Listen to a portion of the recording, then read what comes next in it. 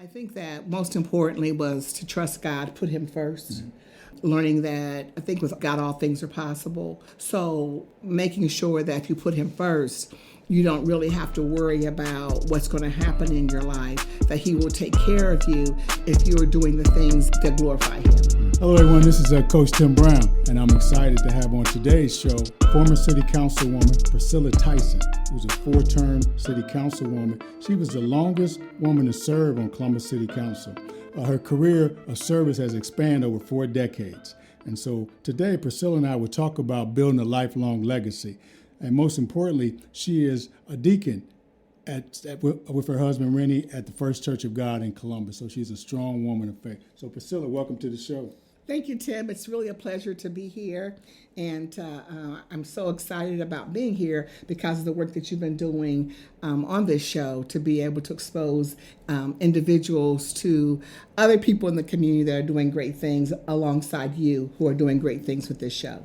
Thank you. Thank you. I know you're a strong woman of faith. Can you talk about your faith journey growing up? Well, yes. And so I grew up in a household, not only in my own household with my mother, but also my grandmother. And so when I think about faith and also thinking about just my ancestors, it was nothing but faith that brought them here. And so I'm just a legacy of that faith. And my ancestry on my mother's side goes to a place called Chubtown, Georgia. And it has one of the oldest churches in Georgia is in Chubtown, which is outside of Cave Springs.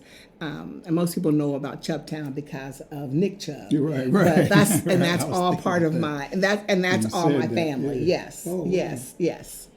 That's awesome. What were some of those life lessons that you learned growing up about faith, about God? Well, I think the most important life lessons was to trust God, we were always going to Sunday school. And then as I grew up, as a young adult, I was always going to Sunday school, went to Trinity Baptist Church. Then I attended St. Philip's Episcopal Church, and then went back to Trinity. I taught Sunday school at Trinity Baptist Church, and then I came to First Church of God, which is probably over 26, 27 years ago. But I think that most importantly was to trust God, put Him first. Learning that I think with God all things are possible. So making sure that if you put Him first, you don't really have to worry about what's going to happen in your life, that He will take care of you if you if you are doing the things that that glorify Him. Hey there, Clark Kellogg here. Building a legacy usually involves meeting the unique needs of others and being part of something bigger than yourself. That's why I love First Merchants Bank.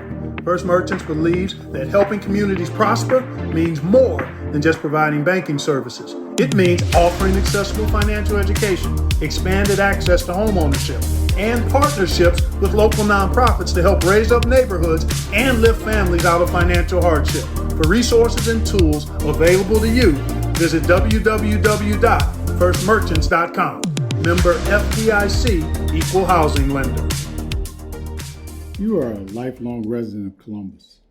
Now, what has kept you here in this city? I know you've had other opportunities, but what's kept you here in the capital city?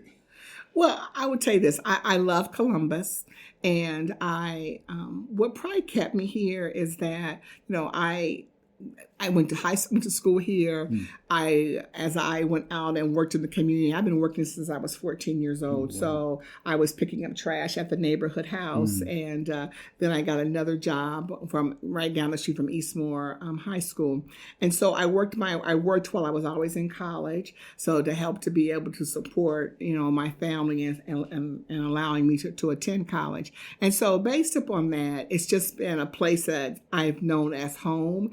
And then it's afforded me the opportunities to be able to have some amazing work opportunities, which led to amazing career opportunities. And so I really have never thought about leaving Columbus. I love to travel and see other places, but again, there isn't any place like home. Like home. That's good. Speaking of that, you have a career that has included banking, healthcare, public service. How has God used you in these areas to impact people? Well, I tell you, Tim, God has has used me in I think many ways.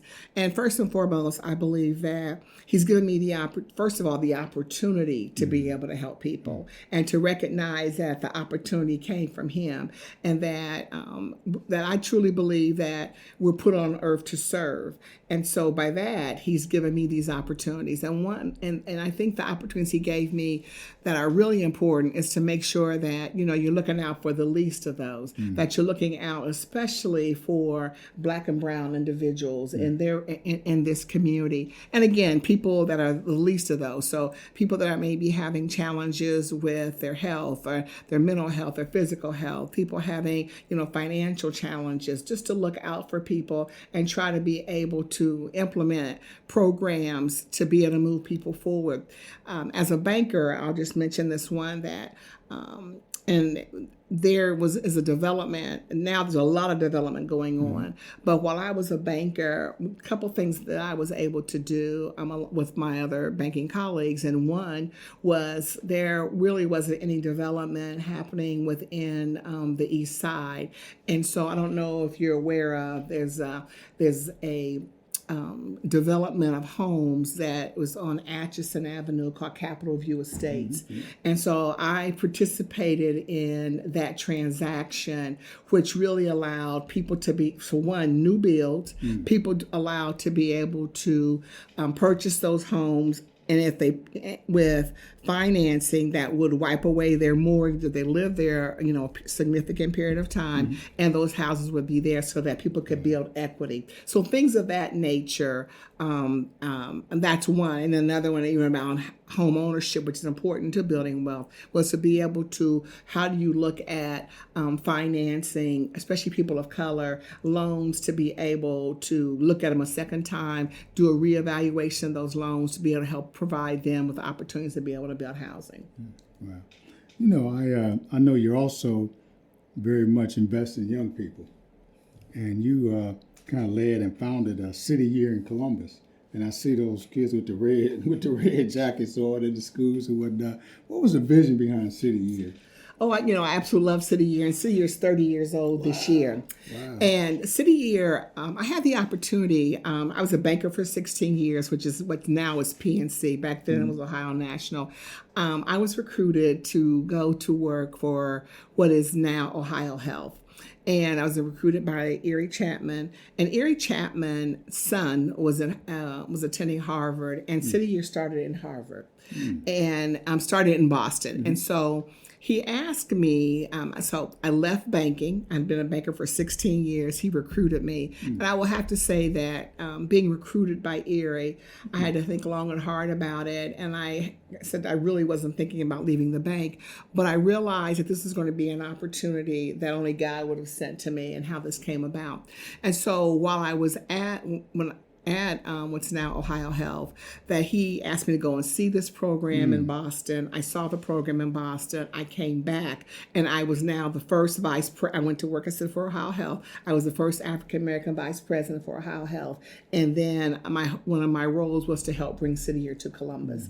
And that's how we began. I started it. The core members came from Boston to help me start it. They lived in my house, and we began to work with the community to bring City Year here. It is an amazing program. It is. So it brings diverse groups of people to work together to do service in the community, but also to break down the barriers that sometimes prevent people from getting to know people, for whether it be diversity of education, race, sexual orientation, religion. It breaks all that down in terms of service, and then to do great work in our community. So I loved it, and I was able to do that work for about 13 years, not only in Columbus, but I also led 5 other cities across the country. Wow. No, it's a great program. It really is. I see them all the time. They're so happy. Those kids are so happy. And the children, the students that they're working with are just as happy, just to see somebody. And I think it's really near peer mentoring. That's exactly right. Near to their age, and they can really relate to them, because they really were high schoolers a couple of years ago, or fresh out of college or whatnot. So it's really been a blessing. And then you shifted gears on us. You went from that. Well, you've done so much. You were appointed to city council in 2007. And here's the other thing that was amazing to me. You got reelected 3 more times, being the top vote getter. Now, what is it about Councilwoman Priscilla Tyson that the people saw in you and just kept electing you? Well, I think, one, you remember one of the first questions you asked me, what kept me in Columbus? Yeah. And so I think that, one, being someone from Columbus and, just knowing lots of people from various backgrounds, I think they knew me. And I think so that's important. But I also believe that people see me as a person that wants to be able to listen to everyone. I mean, you may not get exactly what you wanted, but you've been heard.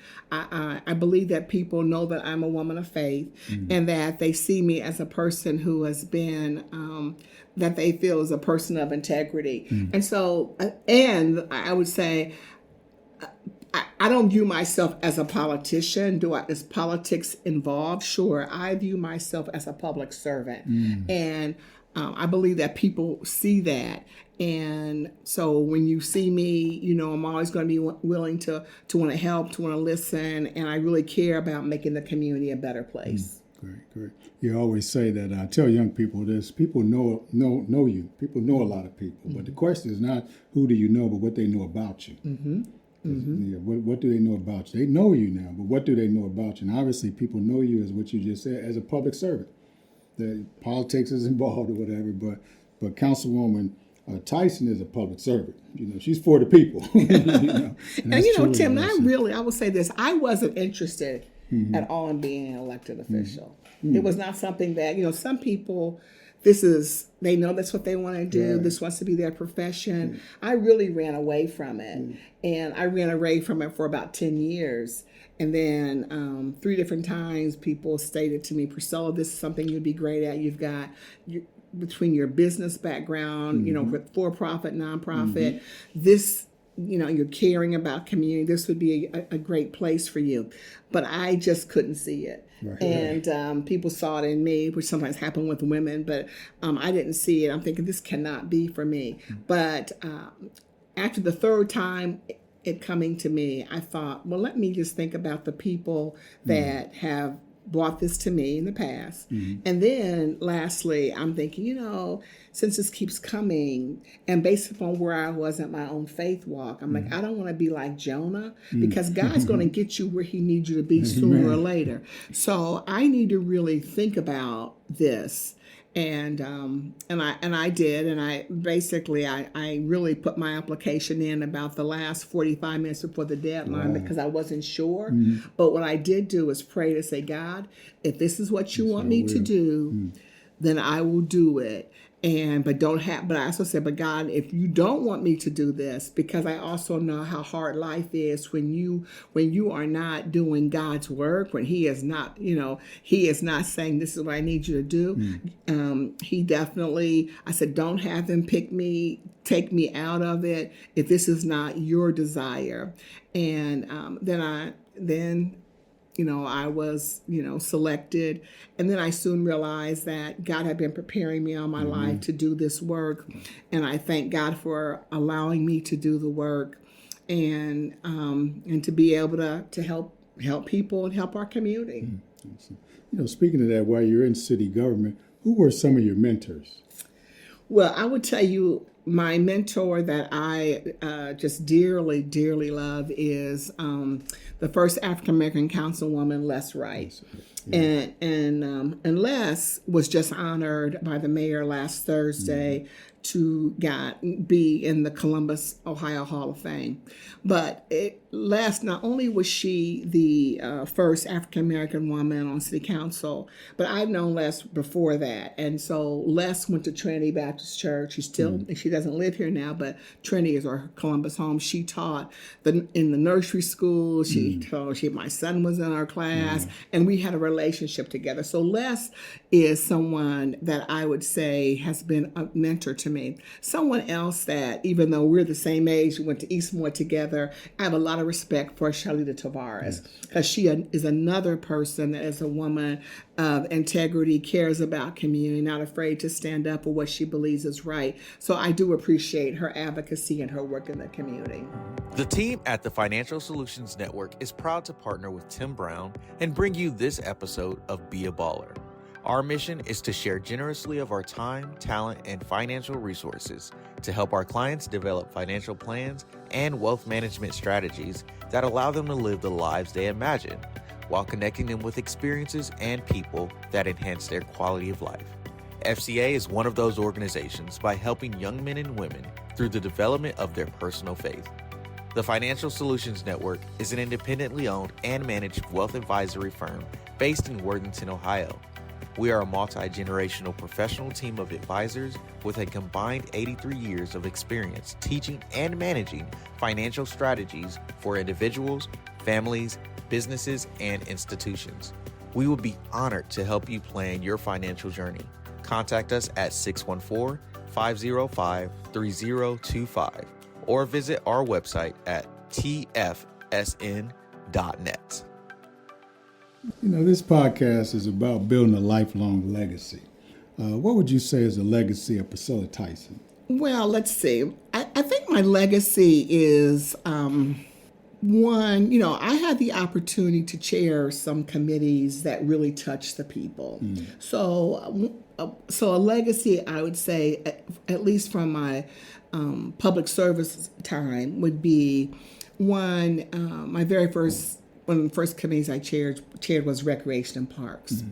And that touches the people. And something that I did there that was really important was making sure that our facilities had air conditioning and put a plan in for them to get air conditioning. And so put that in the capital budget. That's just, you know, another was to make sure people weren't discriminated based upon their race, sexual orientation, disability. So I can go, and I can mention a number of things, but as I look at how the city has grown, especially over the last 15 years, I think my legacy is that I know I played a role in it from my different positions on council to be able to improve the community for the betterment of all. So between health and human services, you know, thinking about zoning, thinking about as a finance chair, just different roles that thinking about all the people in this community and individuals and businesses of how our city continues to grow. Is it perfect? No, it's not. But we certainly have a city and we have leaders that are moving us forward. So I think that is a legacy. I think that a legacy that people care. At the end of before I was leaving council, I have something that was near and dear to me, and that was the creation of the Commission on Black Girls. Yeah, I know that was one of your signature achievements, was that Commission on Black Girls study. It was a study to impact and improve the quality of life of Black girls in Columbus and Central Ohio. What was the reason for the study? Well, I was the chair of Health and Human Services, and when you begin to look at some of the issues that we're facing, especially Black women in our community, I thought about how do we begin to change this trajectory. So things like we're looking at, you know, infant mortality, that, you know, that our babies are dying, you know, 2 to 3 times that of white babies. I look at maternal mortality, Black women dying, you know, 2 times more than white mothers. I look at looking at the wages that women make in our community, and Black women making, you know, if you think about 60 cents on the dollar compared to a white man. And so I can go on and on about the disparities, home ownership. I can go on and on about the disparities between, you know, Black families and Caucasian families. And so if you're really going to ever begin to change the trajectory, especially of a Black girl's life, we need to understand right now, how do we work on programs that are focused on women now, but also how do we change their trajectory? And to be able to do that, we need to have an understanding of what their quality of life happens to be in Columbus, Ohio.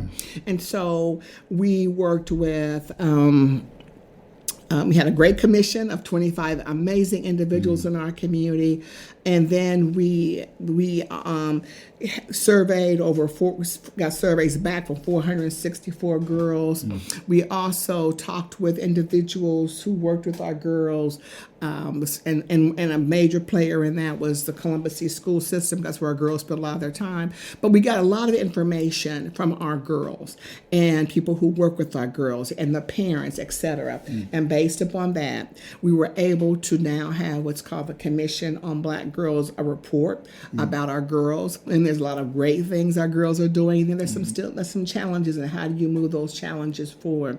And so it's a tool now that's being used by nonprofit organizations like Aaron Pink, that our girls are asking for leadership opportunities, and so there is through her program providing leadership opportunities for our girls.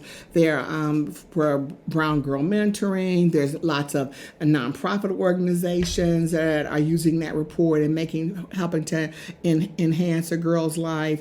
There's also the sororities, churches. So it was really the schools taking this information to understand what's going on in their lives and how do we help to improve those lives, help them to see that, make them feel good about themselves, and help to move them forward.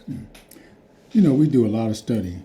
We got a lot of reports, that come out. The blessing of this is, this wasn't just a report. This was a plan of action. Not just talk on a piece of paper. And the beauty of this whole thing that I love about this report is that we ask the children, we ask kids, because real change happens when the people who need it lead it. That's right. So we had to ask them, and you did a great job of making sure this wasn't just talk, that there was going to be something after we got to study. Now what? So can you talk briefly about some of those programs and how they have impacted Black and brown girls in the city? Well, thank you. Yes. So even while I was still there, we had, for the first couple years, we did a couple things. One, we had a television show that focused on our girls, and our girls helped to lead. And so you can still see that on Columbus's CTV and on topics the girls cared about. But we also had 2 leadership summits for our girls. And again, we let them participate and help to lead those sessions. And we also, one of the areas that Black girls were very much concerned about was, their hair and the Crown Act. So I was able to pass the Crown Act, and Councilwoman Favor, she co-sponsored that legislation with me. But I had Black girls they made a videotape about what it's like to be able, about their hair. And of course, that was shown to help us to pass that legislation. But again, besides so those programs, but also being able, while I was still there, and now that we still, even though I'm no longer there, I'll share this, that we now have a permanent Commission on Black Girls, I would say, initiative program within the city of Columbus that is led by out of the Department of Neighborhoods, led by Nicole Harper is a program officer. So the city is still doing a lot of work in that area for our girls, as well as funding other programs, just like the Aaron Pink program, which is a leadership program for girls. And so it's giving them, elevating those organizations that are supporting girls, providing them with significant funding to be able to support and move our girls forward.